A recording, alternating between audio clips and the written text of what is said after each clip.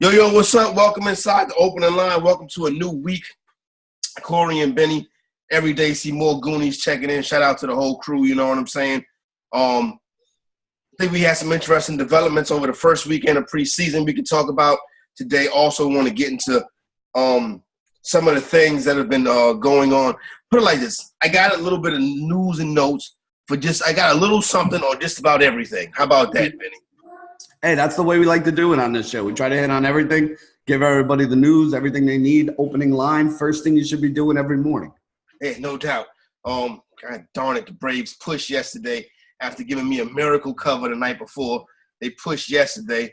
I've been riding the Braves team total hard, Benny, and I haven't lost. I had a couple of pushes, but I've had about 4 or 5 wins in a row too, so no losses. But yesterday, that one was pretty tough. How'd you do yesterday? Yesterday wasn't bad. I want to give another shout out to Mad Lab though, man. Every Saturday, I fucking forget to play the MMA. Yo, honestly, it's like every week I'm just putting an extra $300-400 in the account, which is nice because that covers the groceries for the week. You know, keeps my weed habit paid for and all that stuff. So it's good stuff, man. That's why you got to sign up for that MMA package because honestly, Mad Lab is better at what he does than we have some of the best in the business at everything. Mad Lab is better at what he does than any of us are at what we do. That's EliteSportsBetting.com. Every Saturday night, Benny's making $300-400, and it comes pretty easy for my man Mad Lab. So get down with the get down right there. That's how we go. All right, Benny, let's get started. Let's start with Antonio Brown. What the hell is Benny? I love Antonio Brown. I really do, and I defend Antonio Brown. And I ride for Antonio Brown. But at some point, Benny, you just like, Jesus Christ, son, what the fuck? What are you doing? Do you think this is like a concussion thing? Because he's acting strange, man. Like he's acting weird. This is a Dade County thing. Something's wrong with him. People, was it me and you that was talking about Antonio Brown's upbringing and background and stuff like that? I don't think so. Like people think like Antonio Brown's his oldest, humble, 5th round draft pick kid, stuff like that. Antonio Brown was like a grown man at 14, 15 years old. He was a superstar in South Florida. He was a legend. You know what I'm saying? You never heard about him as a college athlete because he didn't take college or school seriously. Antonio Brown was basically a grown man at 14, 15 years old, running around South Florida, legendary status, doing what he wanted to do. Antonio Brown is a long-time spoiled prima donna athlete. Yeah, I mean, I don't doubt it at all, you know, and the thing is he plays the position for it too. I mean, how many wide receivers have we seen over the years that have become, you know, big-time prima donnas? So, I mean, this isn't the first. Yeah, like, he's not the first one. He's not breaking the mold or anything like that. I mean, this is, you know, what kind of happens with a lot of these guys. I don't know, man. You know, the thing with the helmet, I don't understand why it's such a big deal.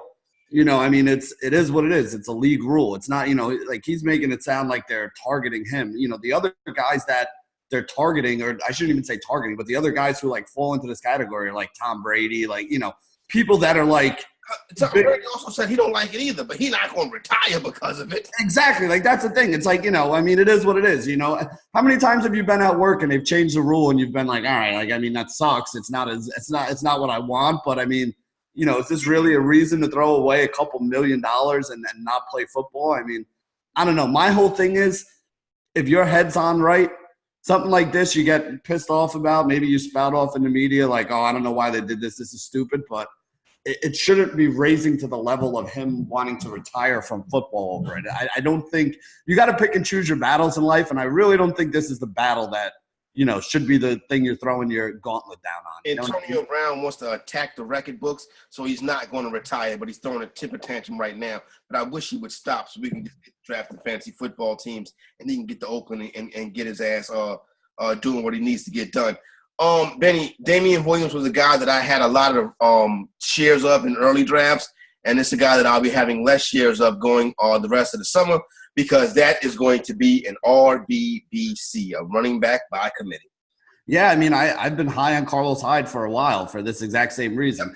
I still think, like, here's the thing. People are over-exaggerating this a little bit. Like, I still think Damian Williams, even every RBBC that's out there, it doesn't mean it's 50%. You know, like, it's not going to be split evenly. Damian Williams is still going to be the guy who gets the majority of work as long as he's healthy. in what could be the most explosive offense in the league again. So it's not like Damian Williams is a horrible player to have on your team. It's just not what everybody was expecting. At the end of last season, after the Kareem Hunt thing, this guy had some really big games when he was the main guy. Yep. I still think he's going to have some pretty good games. It just may not be to the level of challenging for a top 5 RB that a lot of people thought he was going to be coming into the year. He's still going to be a good play, though. So I don't think you're in a bad spot for having him. I just think where he's being drafted right now, you probably want to wait a little bit and not be the guy who reaches too much for him. I agree. That 2-3 turn is looking more and more suspect. Trust me, I'm a Damian Williams guy. I like Andy Reid's running backs, but it's 3 in that backfield now. It's Damian, Carlos Hyde, and I forgot the young man's name.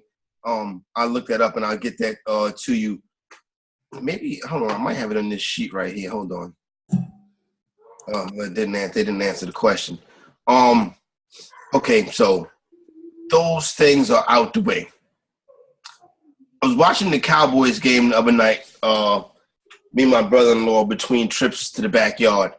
And I think I'm in the second quarter of the game. I noticed that Dante Pettis was still playing.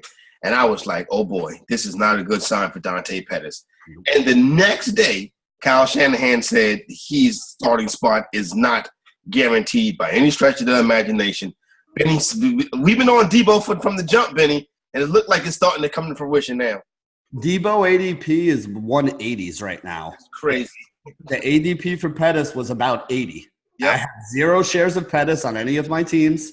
I have 60, 70% Debo because he's the guy that I've been targeting in a lot of, end of draft, 15, 16, 17th round. Listen, I'm not saying that Debo Samuels is going to go out there and be a 1,000-yard receiver this year, catch 100 balls, and put up 10 touchdowns. But he does seem like he's going to be the number 1 option in San Francisco, and he's going to be on the field 70, 80% of snaps. To me, he's the San Francisco wide receiver I want. Yep, that's the wide receiver I want to own in San Fran, too. It's Debo Samuels from the University of South Carolina. Go Gamecocks. Right, another quick thing I want to touch on right quick, Benny. FFWC draft. Each of the past 2 nights, Sunday night and Saturday night, Nick Chubb went in the top 5. Well, again, the biggest knock on Nick Chubb was that he was going to lose he was going to lose passing down work to Duke Johnson. Okay, yep. Now that Duke Johnson's out of the way there, you got to think that puts him in line to be a 3-down running back. So I could see why people are moving him up the draft board. I don't know if I would put him up that high.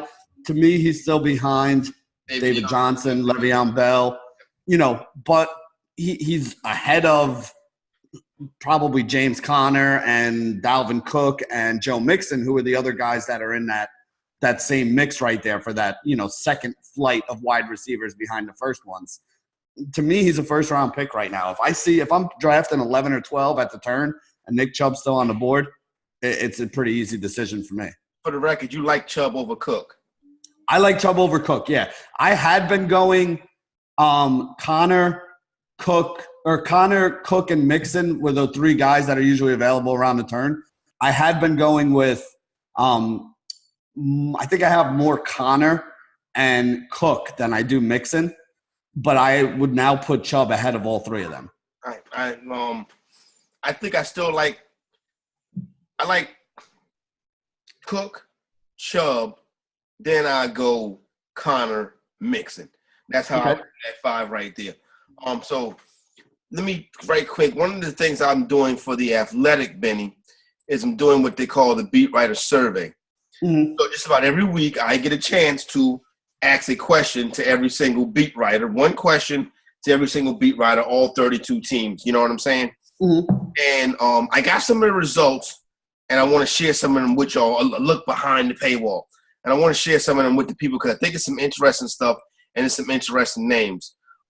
First of all, the Arizona Cardinals. David Johnson, it's going to be a big season for David Johnson, bro. He wants to touch the football a lot. As a matter of fact, I asked the question, his last really fully healthy season with Bruce Arians, he had games where he touched the ball 40 to 45 times. I was like, is there any way he can get that kind of volume this year? And the answer was sure enough. They looked at that specifically, the coaching staff saying, if he can handle this kind of work, we want to give him this kind of work. I think David Johnson solidified top 5 pick now.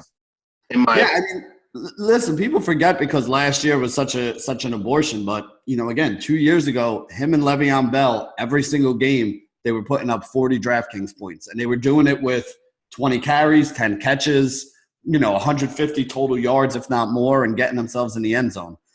Even if he doesn't get back to that level, if he even gets anywhere near that level, he's a top 5 running back. He doesn't need that kind of volume, like you said. But if he gets that, he's going to go crazy. If he gets that, he could be a top 3 running back, maybe even number 1. Him and Le'Veon Bell were 1 and 2 that whole season. Yep. If he gets that kind of volume again, he could be 1 and 2 right there, up with Saquon Barkley and Christian McCaffrey and Ezekiel Elliott. Like he's going to be right in that mix. So I don't think it's crazy. Baltimore wide receiver situation. Everybody loves Miles Boykin. Miles Boykin looks like he's a player that's going to have a real opportunity this year. But here's the exact quote. I just think the Ravens will spread the ball around and rely heavily on their tight ends. I don't know if there's a number 1 wide receiver in this group. Mark Andrews may be the tight end to own, Benny, if you try to put it together. And that's one of your guys. I haven't been talking him up, but you've been on Mark Andrews. Yeah, to be honest, he's the piece of the passing game I want the most exposure to. Mm-hmm. Like, I'm fine with Lamar Miller, and I'm absolutely fine with Mark Ingram. Those are 2 guys. Lamar Miller. No, yeah, definitely not fine with Lamar Miller. Fine with Lamar Jackson and fine with Mark Ingram. Those are the 2 pieces I have the most exposure to. Outside of them, though, when I look at who else I want on this offense, Andrews is the guy. He's the guy that's popping up for me. I mean, he had some big games last year. We know that he can have some ability down the field. Here's the other thing, too, is like I don't want to invest in this passing game because we know that when the Ravens are successful, they're doing it on the ground, whether it's Jackson with his legs or whether it's giving it to the running backs. They do have a whole stable full of running backs that they're going to be running out there, not just Mark Ingram, but they got the kid Hill. They still got Gus Edwards there. This is not going to be a pass-heavy team, so you don't want to be too invested in a lot of the pass catchers. And again, and where you're getting Mark Andrews, you're getting him at good value as opposed to, some of these wide receivers who may not even see 5 targets on a consistent basis. No doubt. So I agree with you, Benny. I do like the Andrews call. I'm getting in on that. Tyler Eifert is currently healthy right now. Mm-hmm. They've invested a lot in the tight end position, the Cincinnati Bengals. They want Eifert to be the guy. They just are not counting on Eifert to be the guy. Does that make sense? Yeah, I mean, listen, with Eifert, we all know it's not about talent. The guy has talent. He's had talent since he was in college. The problem with Eifert is staying healthy, and that's what he needs to do. But listen, I mean, you're starting the season without A.J. Green, so you're going to need guys out there to make plays. Obviously we like Tyler Boyd. We don't really like anything else in the wide receiving core, though. The guys behind them aren't any good, which means that Eifert should be somebody who has a chance, especially early in the season without A.J. Green, to get some targets. I also don't think Cincinnati is going to be a very good team this year. So as much as everybody likes Mixon because of the volume that he gets, how many games are they really going to be in where Mixon is going to get 25 touches? A lot of the time, they're going to have to be throwing. They're going to be down. They're going to be coming back. And all those targets can't go to Tyler Boyd. John Ross hasn't proved that he's a NFL-level wide receiver. He's been kind of a bust for them since they drafted him. The pass has got to go somewhere. So I definitely think there's at least an early season chance that Eifert is a viable option. Detroit, and he's free. He's free. He's going in like round 17, 18.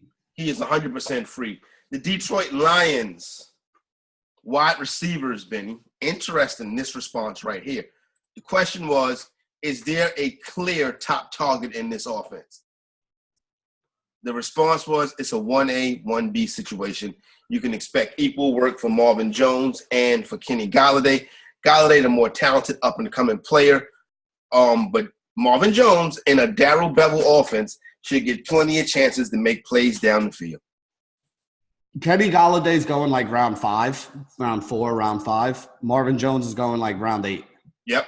So if you're talking 1A and 1B and they're going to get close to the same volume, I'll take the 8th rounder over the 4th rounder. Exactly. I just think Golladay is the better player, the better. Okay. Yeah, you know what I'm saying? But I don't like to see that response, but it looks like Put it like this: when Jones got hurt last year, Mm. he had 62 targets on the season. Galladay had 61. So And that was with Golden Tate there too, taking targets. And I don't think Amendola is going to take as many as Golden Tate was still there at that point. Mm-hmm. Phil Lindsay is still on the top of the depth chart in Denver. There will likely be more balance in that running game this year. I think we all saw that coming. Here's an interesting one. Aaron Jones, that 250 carry threshold. Can he get close to it? The exact answer from Matt Schneidman, who covers the Green Bay Packers for The Athletic, is Matt LaFleur's new offense in Green Bay will utilize Jones as a pass catcher more than Mike McCarthy did. I'll go under 250 carries only because a chunk of Jones' touches that may have come on the ground the last 2 years will come in the air this season. Granted, LaFleur may want to feed Jones on the ground over 250 times because he led the league with a 5.5 yards per carry last season, but the early chatter in camp has been about how good Jones' hands are catching the football. Health, taking that into account, so he won't see nowhere near 200. He shouldn't see nowhere near 250 carries, but he is going to be a major piece in that passing game, Benny. So that's actually a good thing. I mean, if you're going to take away some of those, for anybody who's an analytics guy, that the best way for running backs to pick up yards and the more successful way for them to pick up yards is actually through the air, especially on early downs. If you're giving the ball to a running back on early downs in the passing game, their productivity is going to be higher. Their yards per attempt, their yards per catch, I guess, are going to be higher than if you're handing them the ball and their yards per carry and all that. For fantasy, the other thing that's good is, you don't get any special points for a handoff. You just get the 3 or 4 yards that the guy runs for. If you throw the ball to him and he gets 4 yards, now if you're in a PPR, you're getting a point for the reception, plus you're getting 4 or 5 points for the yards. That's going to, even in a half PPR, you're getting half a point and 4 or 5, more for the yards. It's going to add up over the course of the season. So if anything, I actually think this helps Aaron Jones more than it hurts him. Yeah, maybe he doesn't get the 250 carries, but if you're going to give him 12 to 15 carries a game and give him 5 or 6 catches, that's going to give him a nicer floor for fantasy. So I actually don't hate this development. I think Aaron Jones is a good play at running back, and you get to that 4th, 5th round range if he's still there at that point. And I agree with you, Benny. Duke Johnson should have a nice role. Lamar Jackson is still the starter. Duke Johnson will have a nice role. But here's an interesting quote to end it. Expect a lot of quick completions to Johnson, who, like Kiki QT, can relieve some of the pressure Deshaun Watson will surely face behind one of the NFL's worst offensive lines.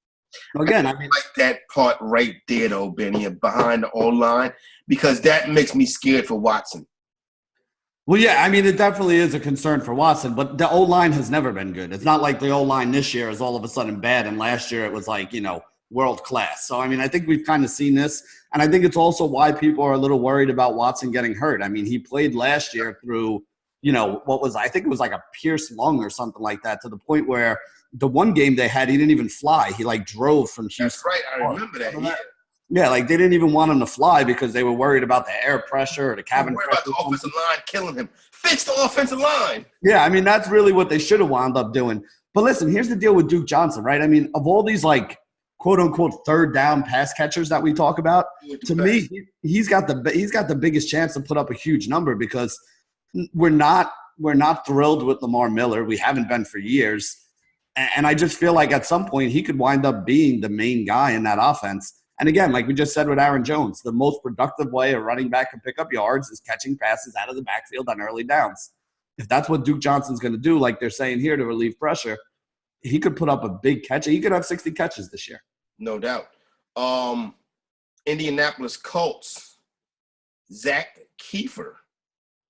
Marlon Mack is more than likely on the verge of a breakout season. Yeah, the sky is blue, water is wet. I mean, does anybody not agree with this at this point? Right there, that's confirmation. Here's an interesting one. Nick Foles' favorite target. This is Philip Howman. Covers them for – oh, look at that. Well, we have a draft, Benny. Looks like we're having a draft. 14-team PPR. Oh, it's a mock draft. Oh, I thought we were gonna play it out. Let's play it out. I just got an email from. I just got a message from Tyler Beaker. I thought we was going. I was ready to play something out, Benny. Anyway, let's hop on this. Go ahead. Nick Foles' favorite target. Here's the response: with Marquise Lee yet to take the field, right? A clear top three has emerged in Dede Westbrook, Dede Chark, and Chris Conley. Each of these receivers have stood out at different points in training camp, but the nod currently goes to Chris Conley. Really? That's interesting because he's going undrafted. Yep, you're right, Benny. He's going undrafted. I like Dede Westbrook, but I don't have a lot of him, and I'll tell you why. He's going around ADP 100, like 90 to 100 in that range, which is also the range of a lot of guys that we like to talk about. Geronimo Allison, Kiki Kuti, Larry Fitzgerald is in that range right there. There are a bunch of wide receivers in that range right there that I like more than I like Dede Westbrook. So I actually don't hate this because I don't have as much Dede Westbrook as I thought I was going into the year.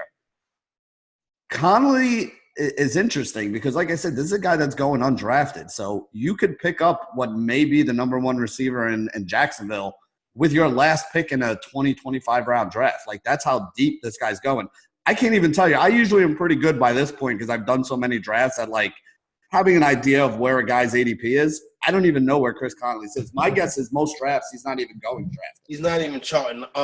Now almost 2 years removed from his Achilles injury that ended his 2017 season, Conley's top-end speed helps create big plays, and his rapport with Nick Foles has resulted in a strong connection also on intermediate routes. Remember, Nick Foles likes to throw the football deep down the field also. Mm-hmm. By the end of the preseason, you should see more work for a rapidly improving Westbrook, who will be used in a variety of ways, but Conley has the edge for now.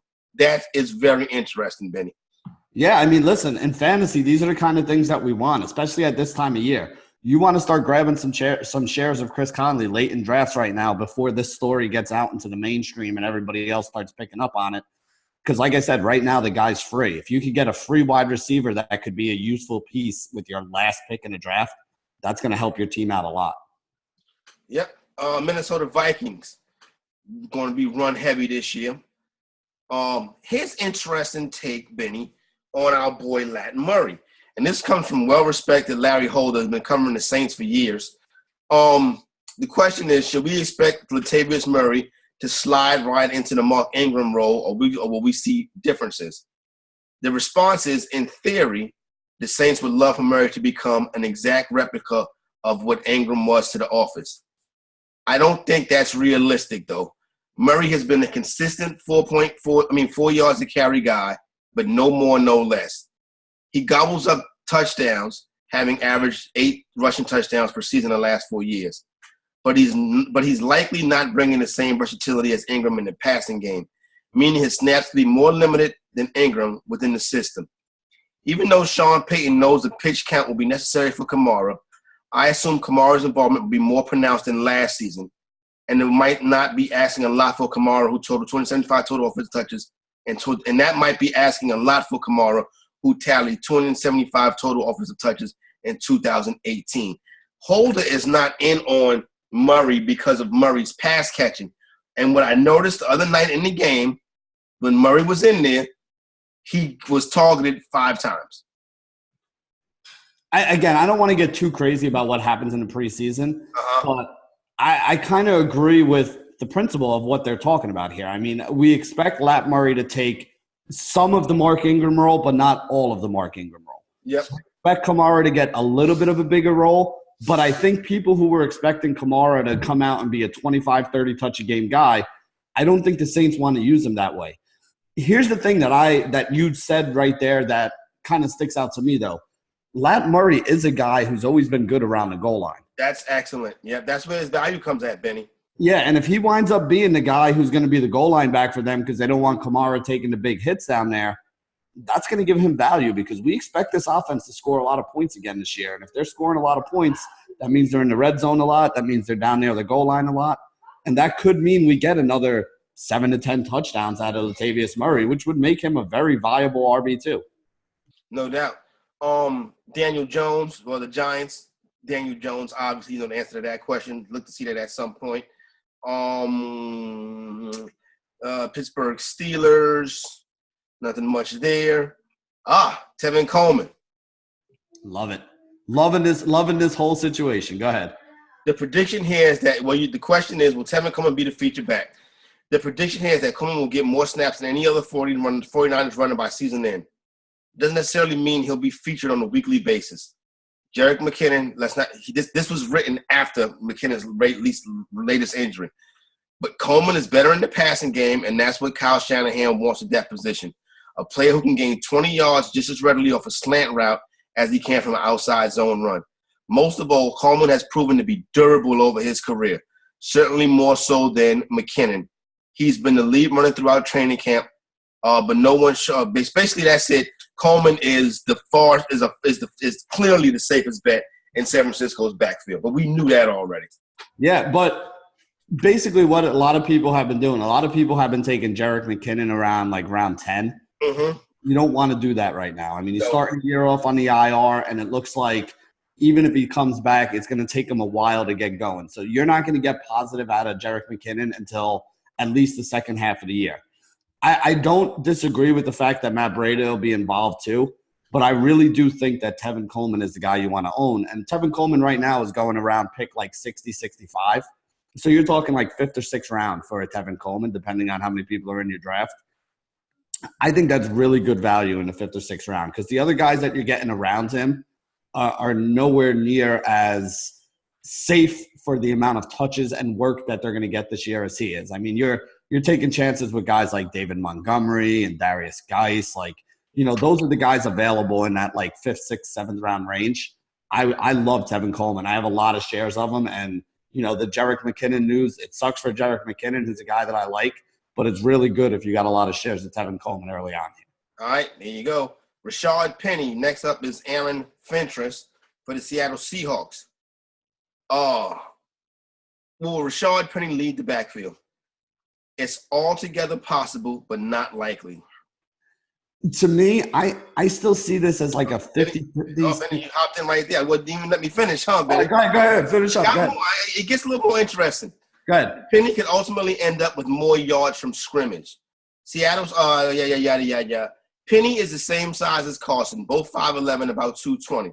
But he is much faster and elusive in the open field. Carson runs the ball more violently, making him a poor man's Marshawn Lynch, minus the defiant attitude. Didn't have to put that in there. However, Carson's physical style creates durability questions. He was frequently banged up last season. It would make sense for Seattle that if Penny earns the playing time during training camp, they end up splitting around 60-40 ratio in favor of Carson. This, of course, would mean that Carson will receive more carries each game, but maybe more not receptions. And if Carson should miss time, Penny could come to making up almost all differences in touches. If touches are at all close, Penny will likely gain more yards, given his superior big play ability. If Penny fine-tunes his overall skill set and proves to be as effective as Chris Carson between the tackles, then the former will ultimately will start given that he brings breakaway speed to the table. So basically, Chris Carson is leading the backfield because Chris Carson is better in the system. If Penny can get up to speed in the system, then Penny can have a big year. Is Penny worth the risk? Oh, yeah, I definitely think he's worth the risk. Listen, I think worst-case scenario, like you said, this is a 60-40 split that leans Carson, who's the guy that I've been leaning on more than Penny early on. But if Carson gets hurt, Penny's going to step into a pretty much every down kind of role. Like he could wind up with being a 20-touch guy.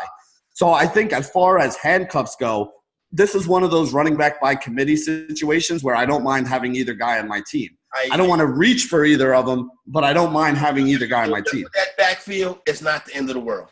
No, either. And again, I have shares of Penny and I have shares of Carson. I have more shares of Carson, but Carson's also going 2 rounds ahead of where Penny's going at a minimum. So, take that into effect when you're drafting. But I really don't think that – I don't want to count on one of these guys every week, but I have no problem having either one on my team because things could work out where either one of them winds up being a stud. All right, finally, let's go to DC, my main man, Ben Standen. Been knowing him for years. He does a great job covering that football team. For a player who's never participated – he's talking about Jordan Reed here, excuse me. For a player who's never participated a full 16-game season, even during his impressive 2015-2016 campaign, he's probably not going to do 16 this year. However, one difference Reed claims this year is that unlike the past 2 seasons, he had the offseason to rehab and train rather than just recover from surgeries. That extra work shows in his downfield speed throughout camp. Reed looks like the guy who became a matchup nightmare and Washington's go-to guy a few years back.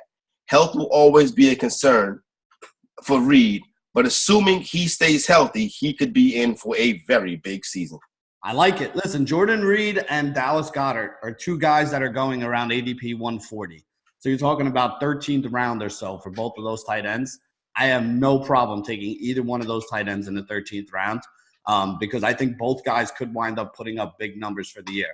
Again, if you take Jordan Reed, make sure you have another tight end that you kind of like a little bit later on in the draft because there's a good chance that he is going to miss some games because, like you said, every year he misses some games. So you're hoping you get 12 to 14 out of him and not 6 to 8. All right, so we are back on that right there. Good to have that stuff done for you. So we got in there and got you. Not every beat writer answered, but we did find out some good information right there, particularly Benny. And I want to keep touching on this. This late round Chris Conley is a good idea because I like the fact that listen, I'm not talking about he's not going to finish in the top 25, but you're talking about a late round guy that you can have as a flex option and stuff like that who could actually click with Nick Foles. Chris Conley, I think it's very interesting news right there. And so is this Mark Andrews thing in Baltimore. Yeah, I mean, like I said, Andrews, you're not really getting a discount on. This is a guy that he's being drafted in every draft. I mean, he's around I want to say he's around ADP 100-ish or something. I think he's actually going ahead of Jordan Reed and Dallas Goedert right now, if I'm not mistaken. So, again, you're not getting a deal on him. Like Chris Conley, you can go start a draft right now, and if it's a 20-round draft, you'll probably be able to get Chris Conley in round 20, unless somebody already listened to the show before you and they grab him in round 19. But like you said, this is a guy, he's not going to be a top 10 wide receiver. He's not going to have more fantasy points than Odell Beckham or Julio Jones or anything like that. But if you can get a receiver in the 20th round that winds up going for 65, 70 catches this year, 800 yards and 4 or 5 touchdowns, not many other people with their 20th round pick are going to get that kind of production from guys. So definitely a useful piece to throw on your team if you're looking for a wide receiver late. There you go right there. FantasyGuru.com draft guide for 2019, live and lit, growing every single day with articles, podcasts, and the homie Big John Hansen also stepping in now, doing a weekly podcast, his draft plan, and so is Jeff Mann's manifesto also posted right now. FantasyGuru.com draft guide 2019. Benny, take us away with some baseball winners. Yeah, so it's not a big slate for baseball today. Only about 8 games going on tonight. I wrote up I'm still writing up. I didn't even finish it. I'm writing up the late slate. But I got a couple interesting things here.